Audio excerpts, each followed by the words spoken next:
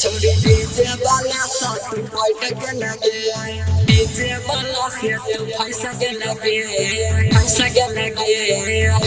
Recording by धमाका तराय studio.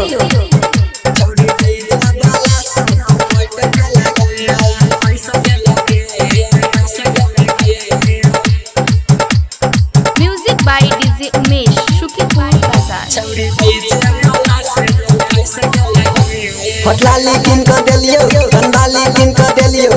जे तू हमरा कहले रे सब किन कर देलियो तोरा लाज ने भेलो पलट के लगे तोरा लाज ने भेलो पलट के लगे छोड़ी डीजे वाला सा तू पैट के लगे छोड़ी डीजे वाला सा तू पैट के लगे होटलाली किन कर देलियो गंदाली किन कर देलियो जे तू हमरा कहले वो सब किन कर देलियो तोरा लाज ने भेलो पलट के लगे तोरा लाज ने भेलो पलट के लगे छौरी डीजे वाला से तू फंस के लगे छौरी डीजे वाला से तू फंस के लगे छौरी डीजे वाला से तू फंस के लगे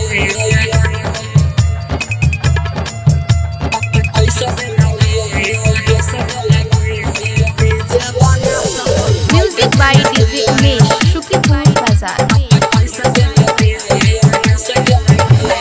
राइटियन हरिया में माता के ले लियो तोरे पछौड़ी के सब कुछ लूट लियो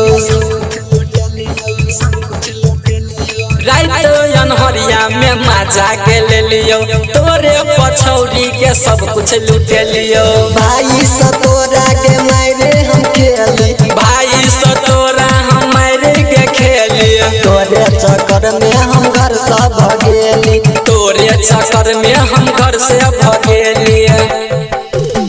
ये लो ने तोरा याद गेला दोसर के साथ एलो ने तोरा याद गेला दोसर के साथ तोरा लाज ने भेलो पलट के लगे तोरा लाज ने भेलो पलट के लगे छोड़ी डीजे वाला सा तू पैट के लगे छौरी डीजे वाला से तू फंस के लगे छौरी डीजे वाला से तू फंस के लगे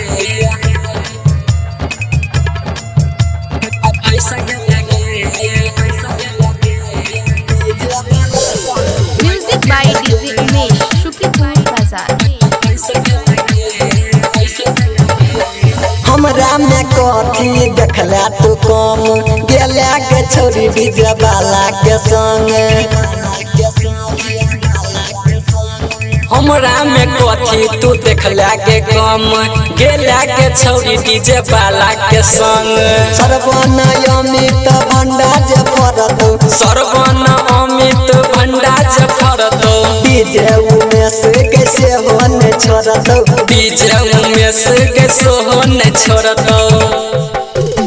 बना को हमरा निजी भगेला तू के बीजी बन के हमरा निजी हो गेला तू के बीच तोरा लाज ने भेलो पलट के लगे तोरा लाज ने भेलो पलट के लगे छोड़ी डीजे वाला सा तू पैट के लगे छौरी डीजे वाला से तू फंस के लगे छौरी डीजे वाला से तू फंस के लगे रिकॉर्डिंग बाय धमाका तराय स्टूडियो।